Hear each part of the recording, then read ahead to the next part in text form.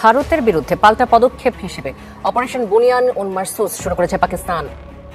উল্লাসে ফেটে পড়ছে পাকিস্তানিরা। তাদের সেনাবাহিনী বীরের মতো ভারতকে দাঁত ভাঙা জবাব দিয়েছে।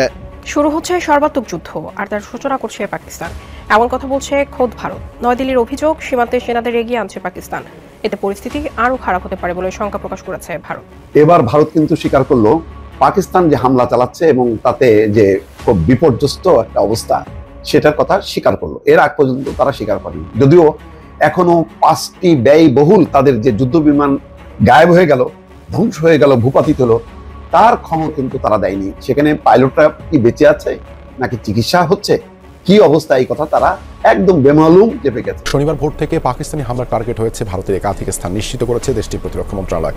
নিজ দেশের শিখ সম্প্রদায়ের উপর ব্যালিস্টিক মিসাইল ছুড়েছে ভারত, এমন দাবি করেছেন পাকিস্তানের ডিজিএফআই এর মহাপরিচালক লেফটেন্যান্ট জেনারেল আহমেদ শরীফ চৌধুরী। তিনি দাবি করেন শুক্রবার মধ্যরাতে ভারত 6টি ব্যালিস্টিক মিসাইল ছুড়েছে, তবে এসব মিসাইল তাদের নিজ রাজ্য পাঞ্জাবে পড়েছে। ভারত ইচ্ছাকৃত পাঞ্জাবের সংখ্যালঘু শিখ সম্প্রদায়ের উপর মিসাইলগুলো ছুড়েছে। উপদেষ্টা পরিষদের জরুরি বৈঠক ডাকা হয়েছে শনিবার রাত 8টায়। নিশ্চিতভাবে খুবই গুরুত্বপূর্ণ ইস্যুতে এই বৈঠকে আলোচনা হবে। তার কারণ রাত পোহালেই রোববার, যেখানে সরকারি ছুটির দিন শনিবার, সেই দিন রাত 8টার সময় জরুরি বৈঠক ডাকা হলো। কি আলোচনা হতে পারে? ইস্যু তো সামনে অনেকগুলো রয়েছে। আমরা এখন অনেক ধরনের আশঙ্কার মধ্যে রয়েছি। টালমাটাল একটা পরিস্থিতির মধ্যে বাংলাদেশ। একদিকে ভারত পাকিস্তানের চূড়ান্ত যুদ্ধের প্রস্তুতি, অন্যদিকে আওয়ামী লীগ নিষিদ্ধের দাবিতে জাতীয় নাগরিক পার্টি সহ কয়েকটি ইসলামী দলের যে আন্দোলন চলছে রাজধানীতে বা রাজধানীর বাইরে বিভিন্ন স্থানে, সেইগুলোকে কেন্দ্র করে অনেক ধরনের আশঙ্কা এখন সাধারণ মানুষের মনের মধ্যে। আসসালামু আলাইকুম দর্শক, নতুন একটা নিউজে আপনাকে স্বাগতম। দিনভর পাকিস্তানের হামলায় কেঁপে উঠল ভারত। ভারতের 36টি স্থানে পাকিস্তানের একযোগে আঘাতে চরম বিপর্যয়। মুহুর্মুহুর রকেট, মিসাইল ও ড্রোন হামলায় কেঁপে উঠল ভারত। মোদির কলিজা সেদ করল পাকিস্তানি সেনারা। এবার ভারতের সীমান্তের দিকে এগোচ্ছে পাকিস্তানি সেনারা। ভয়ে ঘুম হারাম ভারতীয় সেনাদের। ভারতে হামলা চালিয়ে উল্লাসে ফেটে পড়ছে পাকিস্তানিরা। পাকিস্তান জুড়ে চলছে উৎসবের আমেজ। এদিকে ভুল করে নিজ দেশের নাগরিকদের উপরই মিসাইল হামলা করল ভারত। নিজেদের হামলায় ভারতের 3 সেনা নিহতের ভিডিও ভাইরাল। অপরদিকে হঠাৎ রাতেই জরুরি বৈঠক ডাকলেন প্রধান উপদেষ্টা ডক্টর মোহাম্মদ ইউনূস। কেন রাতেই জরুরি বৈঠক? ইস্যু কি? যুদ্ধ নাকি আওয়ামী লীগ? জানা গেল চাঞ্চল্যকর তথ্য। ভারত পাকিস্তান যুদ্ধের সর্বশেষ আপডেট এবং হঠাৎ রাতেই প্রধান উপদেষ্টার জরুরি বৈঠক ডাকার ঘটনা ও প্রেক্ষাপট নিয়ে করা আমাদের আজকের ভিডিওটি অত্যন্ত গুরুত্বপূর্ণ। ভিডিওটি শুরু থেকে শেষ পর্যন্ত ধৈর্য সহকারে দেখে একটি লাইক দিয়ে সবাইকে শেয়ার করে দিন। আমাদের চ্যানেলে নতুন হলে চ্যানেলটি সাবস্ক্রাইব করে পাশে থাকা বেল আইকনে ক্লিক করে রাখুন। আমাদের ভিডিওটি আপনি বাংলাদেশে কোন জেলায় বসে দেখছেন বা শুনছেন সেটি অবশ্যই কমেন্ট বক্সে কমেন্ট করে জানিয়ে দিতে ভুলবেন না। ভারতের বিরুদ্ধে পাল্টা পদক্ষেপ হিসেবে অপারেশন বুনিয়ান উন মারসুস শুরু করেছে পাকিস্তান। বিমান ঘাঁটি আর সীমান্তে পাল্টাপাল্টি ড্রোন হামলা চালাচ্ছে দুপক্ষই। এমন পরিস্থিতির মধ্যে পাকিস্তানের পারমাণবিক অস্ত্র ব্যবস্থাপনা কমিটির জরুরি বৈঠক ডাকার গুঞ্জন উঠেছে, তবে তা নাকচ করেছেন দেশটির প্রতিরক্ষা মন্ত্রী খাজা আসিফ। পাল্টাপাল্টি মিসাইল আর ড্রোন হামলায় সীমান্তে নিজেদের শক্তি জাহিরে মরিয়া ভারত পাকিস্তান। তবে মারণাস্ত্রের এমন ব্যবহারে হতাহত, ক্ষয়ক্ষতি নিয়ে ভিন্ন তথ্য দিচ্ছে দুপক্ষ। উত্তেজনাকর পরিস্থিতিতে পরমাণু শক্তিধর দুই দেশের পরবর্তী পদক্ষেপ নিয়ে যখন শঙ্কায় বিশ্ব, তখনই সামনে আসে চাঞ্চল্যকর তথ্য। ভারতীয় সহ বেশ কিছু আন্তর্জাতিক গণমাধ্যমের দাবি, পারমাণবিক অস্ত্র ব্যবস্থাপনা সংস্থা ন্যাশনাল কমান্ড অথরিটির জরুরি বৈঠক ডেকেছে পাকিস্তান। সংস্থাটি পারমাণবিক অস্ত্র সংক্রান্ত গুরুত্বপূর্ণ সিদ্ধান্ত নিয়ে থাকে। তবে ARY টিভিতে দেয়া সাক্ষাৎকারে এমন বৈঠকের বিষয়টি সত্য নয় বলে জানান পাকিস্তানের প্রতিরক্ষা মন্ত্রী খাজা আসিফ। অপারেশন সিঁদুরের জবাবে পাকিস্তানের অপারেশন বুনিয়ান মারসুসে টার্গেট করা হয়েছে ভারতের সামরিক ঘাঁটিগুলো। অভিযানের শুরুতেই আদমপুরে ভারতের আকাশ প্রতিরক্ষা ব্যবস্থা S-400 ধ্বংসের দাবি করেছে পাকিস্তান। দেশটির নিরাপত্তা সূত্রের দাবি, প্রতিশোধমূলক হামলায় হাইপারসনিক ক্ষেপণাস্ত্র আর JF-17 থান্ডার বিমান ব্যবহার করছে তারা। পাল্টা জবাবে পাকিস্তানের বেশ কয়েকটি বিমান ঘাঁটিতে হামলার দাবি করেছে ভারত। ভারত আমাদের বিমান ঘাঁটিতে ক্ষেপণাস্ত্র হামলা চালিয়েছে। এগুলো কোথা থেকে নিক্ষেপ করা হয়েছে সেই রেকর্ডও আছে আমাদের কাছে। তবে জনগণকে আশ্বস্ত করতে চাই, আমাদের সশস্ত্র বাহিনী এসব হামলা প্রতিহত করেছে। এদিকে সীমান্তে পাল্টাপাল্টি ড্রোন হামলা চালাচ্ছে দুপক্ষই। থেমে থেমে জম্মু কাশ্মীরের বিভিন্ন এলাকা থেকে আসছে বিস্ফোরণের শব্দ। সীমান্ত এলাকায় ক্ষতিগ্রস্ত বেশ কিছু বাড়িঘর। PTI এর প্রতিবেদনে দাবি করা হয়, জম্মুতে পাকিস্তানের হামলায় প্রাণ গেছে 5 সরকারি কর্মকর্তার। ভারত পাকিস্তানের সংঘাত নিরসনে দুই দেশের সাথেই সার্বক্ষণিক যোগাযোগ রাখছে যুক্তরাষ্ট্র, এমনটাই জানিয়েছেন হোয়াইট হাউস মুখপাত্র ক্যারোলিন লেভিট। ওয়ালিউল্লাহ। উল্লাসে ফেটে পড়ছে পাকিস্তানিরা। তাদের সেনাবাহিনী বীরের মতো ভারতকে দাঁত ভাঙা জবাব দিয়েছে। এতেই যার পর নাই খুশি তারা। রীতিমতো রাস্তায় নেমে সেনাবাহিনীকে নিয়ে উল্লাস করেছে পাকিস্তানিরা। যে যেভাবে পেরেছে ফুলের পাপড়ি ছিটিয়ে, কেউ বা হাত মিলিয়ে বাহবা দিয়েছে পাক সেনাদেরকে। এর মাধ্যমে বার্তা দিয়েছে, তোমরা দমে যেও না, তোমাদের সাথে আছি আমরা, প্রয়োজনে জীবন দিতেও প্রস্তুত। আরেক ভিডিওতে দেখা যায় ভোর রাতে যখন পাকিস্তান ভারতের ভূখণ্ডে একের পর এক মিসাইল আর ড্রোন ছুটতে থাকে, ঠিক তখনই রাস্তায় নেমে আসে হাজার হাজার মানুষ। তারা সেনাবাহিনীর বীরত্ব নিয়ে নানা স্লোগান দিতে থাকেন। পাকিস্তানিরা বলছেন তাদের বিরুদ্ধে মিথ্যা অভিযোগ তুলে বিমান হামলা চালায় ভারত, যার উপযুক্ত জবাব দিয়েছে পাকিস্তান সেনাবাহিনী। আন্তর্জাতিক বিভিন্ন গণমাধ্যম বলছে পাকিস্তান অন্তত 400টি ড্রোন দিয়ে ভারতের 36টি স্থানে হামলা চালিয়েছে। এছাড়া ভারতের বিমান ঘাঁটি লক্ষ্য করেও ছোড়া হয় মিসাইল। শুরু হচ্ছে সর্বাত্মক যুদ্ধ, আর তার সূচনা করছে পাকিস্তান, এমন কথা বলছে খোদ ভারত। নয়াদিল্লির অভিযোগ, সীমান্তে সেনাদের এগিয়ে আনছে পাকিস্তান। এতে পরিস্থিতি আরও খারাপ হতে পারে বলে শঙ্কা প্রকাশ করেছে ভারত। পাকিস্তানের এমন আচরণ আক্রমণাত্মক ইঙ্গিত দেয় বলেও ভারত অভিযোগ করেছে। ভারতীয় সেনাবাহিনীর বিশেষ ব্রিফিংয়ে এসব দাবি করেছেন কর্নেল সোফিয়া কুরেশি। ক্রমেই খারাপ হচ্ছে ভারত পাকিস্তানের পরিস্থিতি। একের পর এক হামলা পাল্টা হামলায় বিপর্যস্ত দেশ দুটি। পাকিস্তানের একেবারে ভেতরে থাকা 3টি গুরুত্বপূর্ণ বিমান ঘাঁটিতে হামলা চালায় ভারত। তার জবাবে শনিবার ভোরে ভারতের সামরিক স্থাপনা লক্ষ্য করে পাল্টা আঘাত করে পাকিস্তান। সেই আঘাতের জেরে চোখে অন্ধকার দেখছে ভারত। ইসলামাবাদের কাছে গুরুত্বপূর্ণ বিমান ঘাঁটি আল নূরে ভারত হামলা চালানোর পর পাকিস্তান দিল্লি লক্ষ্য করে প্রত্যাঘাত করে। অবশ্য ভারত দাবি করেছে তাদের সেই প্রত্যাঘাত ব্যর্থ করে দেওয়া হয়েছে। পাকিস্তানের মিসাইলকে নাকি ভূপাতিত করেছে ভারতের আকাশ প্রতিরক্ষা ব্যবস্থা, আর সেই মিসাইলের ধ্বংসাবশেষ পড়েছে দিল্লির একেবারে কাছে হরিয়ানায়। তবে শনিবার কর্নেল সোফিয়া বিশেষ ব্রিফিংয়ে আরও গুরুতর অভিযোগ তুলেছেন। তিনি জানান পাকিস্তানের সেনাবাহিনী তাদের সৈন্যদের সামনের দিকে এগিয়ে নিয়ে আসছে। তার ভাষায় এটা পরিস্থিতি আরও খারাপ করার আক্রমণাত্মক অভিপ্রায়ের ইঙ্গিত বহন করে। এমত অবস্থায় ভারতীয় সশস্ত্র বাহিনীও উচ্চ পর্যায়ের অপারেশনাল প্রস্তুতিতে রয়েছে বলে জানান এই কর্মকর্তা। কর্নেল সোফিয়া বলেন, সব প্রতিকূল পদক্ষেপ কার্যকরভাবে প্রতিহত করা হয়েছে, যথাযথভাবে প্রতিক্রিয়া জানানো হয়েছে।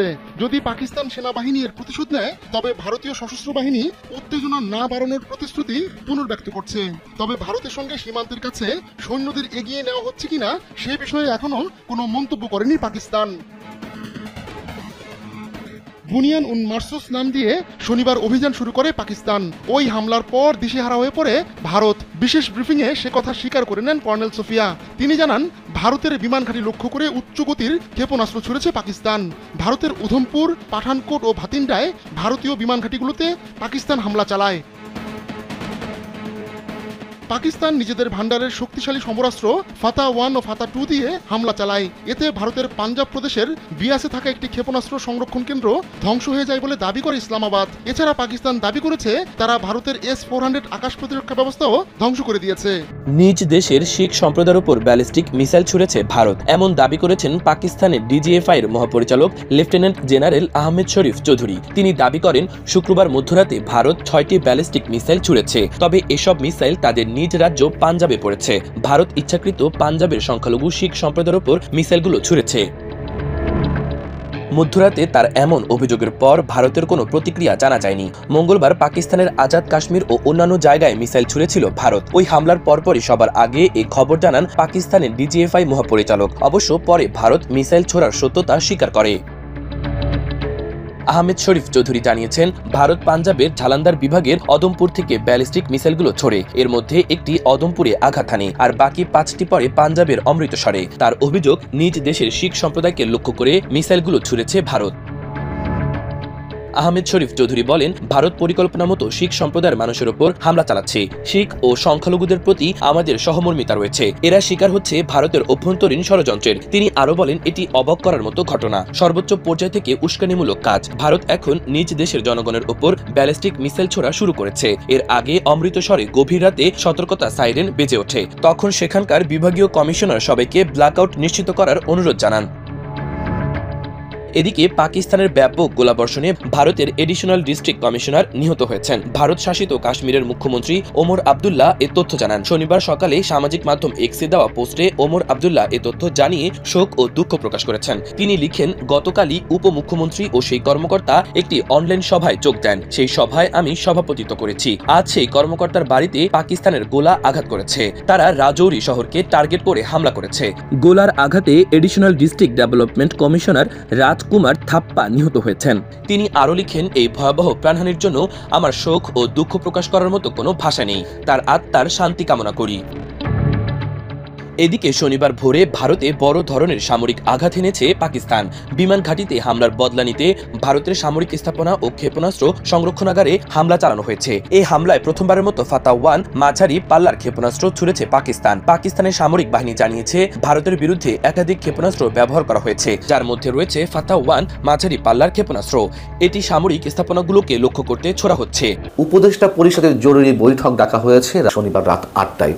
নিশ্চিতভাবে খুবই গুরুত্বপূর্ণ ইস্যুতে এই বৈঠকে আলোচনা হবে। তার কারণ রাত পোহালেই রোববার, যেখানে সরকারি ছুটির দিন শনিবার, সেই দিন রাত 8টার সময় জরুরি বৈঠক ডাকা হলো। কি আলোচনা হতে পারে? ইস্যু তো সামনে অনেকগুলো রয়েছে। আমরা এখন অনেক ধরনের আশঙ্কার মধ্যে রয়েছি। টালমাটাল একটা পরিস্থিতির মধ্যে বাংলাদেশ। একদিকে ভারত পাকিস্তানের চূড়ান্ত যুদ্ধের প্রস্তুতি, অন্যদিকে আওয়ামী লীগ নিষিদ্ধের দাবিতে জাতীয় নাগরিক পার্টি সহ কয়েকটি ইসলামী দলের যে আন্দোলন চলছে রাজধানীতে বা রাজধানীর বাইরে বিভিন্ন স্থানে, সেইগুলোকে কেন্দ্র করে অনেক ধরনের আশঙ্কা এখন সাধারণ মানুষের মনের মধ্যে। পাশাপাশি রয়েছে মিয়ানমারের রাখাইনের উদ্দেশ্যে করিডোর দেওয়ার যে একটি প্রাথমিক নীতিগত সিদ্ধান্ত, সেটি নিয়ে আবার তুমুল বিতর্ক, তুমুল আলোচনা, এক ধরনের আতঙ্ক। কোন ইস্যুতে এই বৈঠক ডাকা হয়েছে আমরা নিশ্চিত নই, এখনো পর্যন্ত নিশ্চিত নই। তবে ইস্যু অনেকগুলো যেহেতু সামনে রয়েছে, কেন আমরা অনেকগুলো ইস্যু নিয়ে কথা বলবো, কেন এই আশঙ্কাগুলো করছি যে কি আলোচনা হতে পারে? তার কারণ ভারত পাকিস্তানের যুদ্ধ শুরু হওয়ার আগেই যে একটি টানটান উত্তেজনা চলছিল, সেই উত্তেজনার মধ্যে আমাদের প্রধান উপদেষ্টা মন্তব্য করেছিলেন, আপনারা সবাই জানেন যে আমাদেরকে যুদ্ধের প্রস্তুতি নিয়ে রাখতে হবে। সেই প্রস্তুতিটা আসলে কার বিরুদ্ধে, কার পক্ষে, তিনি তো স্পষ্ট করেননি। অনেক বলেন যেটি বলতে হয় সশস্ত্র বাহিনীকে যে কোনো অনুষ্ঠানে, তাই তিনি বলেছেন, কিন্তু তিনি ভারত পাকিস্তান যুদ্ধকে ইঙ্গিত করেই তো বলেছিলেন যে ঘুম থেকে উঠে শুনি এই বুঝে শুরু হয়ে গেল ভারত পাকিস্তান যুদ্ধ।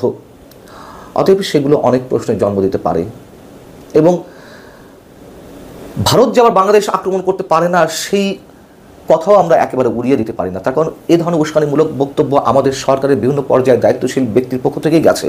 ভারতের উত্তর পূর্বাঞ্চলের 7 রাজ্যকে কেন্দ্র করে এগুলো দখলে নিতে হবে, এগুলোকে কেন্দ্র করে আমাদের অর্থনীতি বাড়াতে হবে, চীনের প্রতি আহ্বান জানানো হয়েছে। চীনেরও বিশেষ নজরদারি রয়েছে 7 রাজ্যের উপরে এবং ভারতে যে উস্কানিমূলক বক্তব্য দিচ্ছে না নিশ্চয়ই তা নয়, এবং উস্কানিমূলক কর্মকাণ্ড এর মধ্যে শুরু করেছে। বাংলাদেশ ভারতের বিভিন্ন সীমান্ত দিয়ে বাংলাদেশি দাবি করে এর মধ্যে বেশ শতাধিক ব্যক্তি পুষিন করা হয়েছে। এইসব জায়গা থেকে তো অবশ্যই আমাদের সতর্ক থাকতে হবে। আমরা জানি না কি নিয়ে আলোচনা হবে। আবার যে আন্দোলনটি চলছে শাহবাগে বিশেষ করে, সেখানে ভারত বিরোধী তুমুল উস্কানিমূলক বক্তব্য দেওয়া হচ্ছে। এই যে ভারত বিরোধী বক্তব্য দেওয়া হচ্ছে, আন্দোলন চলছে আওয়ামী লীগ নিষিদ্ধের দাবিতে, সেখানে কেন ভারতের বিরুদ্ধে এই যে একটা উত্তেজনাকর পরিস্থিতি ভারত পাকিস্তানের মধ্যে এবং বাংলাদেশ সরকারের সাথে পাকিস্তানের মধ্যে একটি সখ্যতা এর মধ্যে গড়ে উঠেছে, যে এই সখ্যতায় খুব দ্রুত গতিতে অস্বাভাবিক পর্যায়ে যাচ্ছে, এমন অজুহাত, এমন দাবিও তো অনেকে রয়েছে। সেই জায়গা থেকে কেন এরকম একটি আন্দোলনে ভারত বিরোধী উস্কানি দিতে হবে? আওয়ামী লীগ নিষিদ্ধের দাবি তারা তুলতেই পারে, তাতে আমাদের কোনো আপত্তি নেই। ভারত বিরোধিতাও করতে পারে, তাতেও কোনো আপত্তি নেই। আমি নিজেও ভারত বিরোধী বক্তব্য অনেক সময় দিয়েছি, এখনও বলি। কিন্তু কথা হচ্ছে যে আমাদের সময়টি বুঝতে হবে, এবং এই যে ভারত বিরোধী বক্তব্য দেওয়া হচ্ছে, উস্কানিমূলক স্লোগান দেওয়া হচ্ছে, নিঃসন্দেহে এর পিছনে একটি বিশেষ গোষ্ঠীর ইন্ধন রয়েছে। আমরা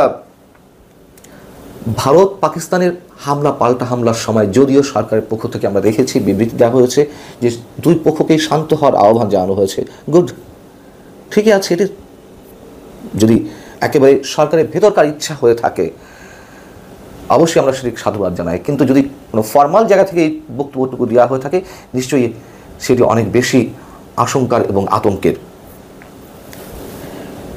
এবং মিয়ানমারের রাখাইনের উদ্দেশ্যে যে কথিত মানবিক করিডোর দেওয়া নিয়ে আলোচনা চলছে, সরকার নীতিগতভাবে সিদ্ধান্ত নিয়েছে, এটা সরকারের উপদেষ্টারাই বলেছেন, সেটি নিয়ে একটা উত্তেজনা বাংলাদেশের মধ্যে কাজ করছে। এবং হঠাৎ করে আওয়ামী লীগ নিষেধের দাবি যদিও 5 আগস্টের পর থেকে উঠেছে, কিন্তু হঠাৎ করে এই যে উত্তেজনাটা সৃষ্টি করা এবং যুদ্ধংদেহী মনোভাব নিয়ে সাবেক ছাত্র সমন্বয়করা বা কয়েকটি ইসলামী দলের নেতারা কর্মীরা যেভাবে জড়ো হয়েছেন, তাদের মধ্যে তাদের যে মানসিকতা বহিঃপ্রকাশ আমরা দেখছি, সেটা নিশ্চয়ই স্বাভাবিক কিছু নয়। আওয়ামী লীগ নিষিদ্ধের দাবি যারা করছেন তাদের মধ্যে আবার অনেকেই আবার নিজেরাই বলছেন যে এই যে ভারত পাকিস্তানের মধ্যকার যে উত্তেজনাকর অবস্থা, এর মধ্যে এটি আবার নতুন করে সামনে নিয়ে আসার কোনো দরকার ছিল না। অন্তত এই মুহূর্তে নিশ্চয়ই এর পিছনে কোনো উদ্দেশ্য আছে কিনা তারা সেই প্রশ্নও তুলছেন। সরকারের প্রেস উইং থেকে বলা হয়েছিল যে আওয়ামী লীগ নিষিদ্ধের বেলায় বা এ ধরনের কোনো সিদ্ধান্ত গ্রহণের ক্ষেত্রে অবশ্যই সব রাজনৈতিক দলের সঙ্গে আলোচনা করা হবে, কিন্তু উপদেষ্টা পরিষদের বৈঠক ডাকা হয়েছে, সেখানে তো আর কোনো রাজনৈতিক দলের উপস্থিতি আমরা পাচ্ছি না। তাহলে তারা নিজেরাই কি আওয়ামী লীগ নিষিদ্ধের বিষয়ে সিদ্ধান্ত নিতে পারে, আমাদের কোনো আপত্তি নেই। এবং আমি খেয়াল করলাম যে আওয়ামী লীগ নিজেও এই বিষয়ে খুব একটা চিন্তিত নয়। আমার মনে হয় তারা বেশ আরও খোশ মেজাজে আছে। তাদের অফিসিয়াল ফেসবুক পেজ খেয়াল করুন, সেখানে এত বিষয় নিয়ে পোস্ট করা হচ্ছে। সাবেক রাষ্ট্রপতি আব্দুল হামিদকে নিয়ে পোস্ট করা হয়েছে, সাবেক মেয়র নারায়ণগঞ্জের সেলিনা হায়াত আইভিকে নিয়ে পোস্ট করা হয়েছে, বিভিন্ন ঘটনা নিয়ে সেখানে মন্তব্য করা হচ্ছে। কিন্তু আওয়ামী লীগ নিষিদ্ধের বিষয়ে যে 2 দিন ধরে তুমুল উত্তেজনা সৃষ্টি হয়েছে একটি বিশেষ পক্ষের মধ্যে, সেটি নিয়ে একটু শব্দটি নেই। তার কারণ তারা জানে, এটা আর সবাই বলছে, একটা রাজনৈতিক দল নিষিদ্ধ করে তার আদর্শ নিষিদ্ধ করা যায় না। এটি আজ হোক কাল হোক আবার এটি জায়গায় চলে আসবে, এটা কোনো বিষয় না। কিন্তু আমাদের আশঙ্কার জায়গাটি অন্য জায়গায়।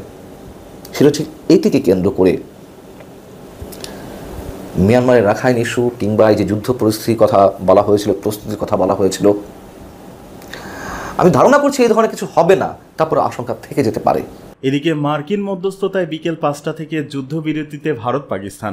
যুক্তরাষ্ট্রের প্রেসিডেন্ট ডোনাল্ড ট্রাম্প শনিবার বলেছেন ভারত ও পাকিস্তান একটি পূর্ণ ও তাৎক্ষণিক যুদ্ধবিরতিতে সম্মত হয়েছে। সোশ্যাল মিডিয়া প্ল্যাটফর্ম ট্রুথ সোশ্যালে একটি পোস্টে ট্রাম্প বলেন, যুক্তরাষ্ট্রের মধ্যস্থতায় দীর্ঘ রাত ধরে আলোচনার পর আমি আনন্দের সঙ্গে ঘোষণা করছি ভারত ও পাকিস্তান একটি পূর্ণ ও তাৎক্ষণিক যুদ্ধবিরতিতে সম্মত হয়েছে। তিনি আরও বলেন, বিবেচনাবোধ ও দুর্দান্ত বুদ্ধিমত্তা ব্যবহারের জন্য উভয় দেশকে অভিনন্দন। এ বিষয়ে আপনার মনোযোগের জন্য আপনাকে ধন্যবাদ। এছাড়া মার্কিন পররাষ্ট্রমন্ত্রী মার্কো রুবিও বলেছেন ভারত ও পাকিস্তান তাৎক্ষণিকভাবে যুদ্ধবিরতি এবং নিরপেক্ষ স্থানে বিস্তৃত বিষয়ে আলোচনা শুরু করতে সম্মত হয়েছে। এক্সে এক পোস্টে তিনি আরো বলেন, আমরা প্রধানমন্ত্রী মোদী ও শরীফের প্রজ্ঞা, বিচক্ষণতা ও নেতৃত্বকে সাধুবাদ জানাই যারা শান্তির পথ বেছে নিয়েছেন। তিনি আরো বলেন, গত 48 ঘন্টা তিনি ও জেডি ভ্যান্স শীর্ষস্থানীয় ভারতীয় ও পাকিস্তানি কর্মকর্তাদের সঙ্গে সময় কাটিয়েছেন, যাদের মধ্যে প্রধানমন্ত্রী নরেন্দ্র মোদী ও শাহবাজ শরীফও ছিলেন। পাকিস্তানের উপপ্রধানমন্ত্রী ইসাক দারও জানিয়েছেন পাকিস্তান ও ভারত তাৎক্ষণিক যুদ্ধবিরতিতে সম্মত হয়েছে। তিনি বলেন, পাকিস্তান সবসময় তার সার্বভৌমত্ব ও আঞ্চলিক অখণ্ডতার সঙ্গে আপোষ না করে এই অঞ্চলের শান্তি ও নিরাপত্তার জন্য প্রচেষ্টা চালিয়েছে। অন্যদিকে ভারতের পররাষ্ট্র সচিব বিক্রম মিশ্রি বলেছেন, ভারত ও পাকিস্তান উভয় স্থল, আকাশ ও সমুদ্রের সব ধরনের গোলাগুলি ও সামরিক অভিযান বন্ধ করবে, যা কার্যকর হবে ভারতীয় সময় অনুযায়ী শনিবার বিকেল 5টা থেকে।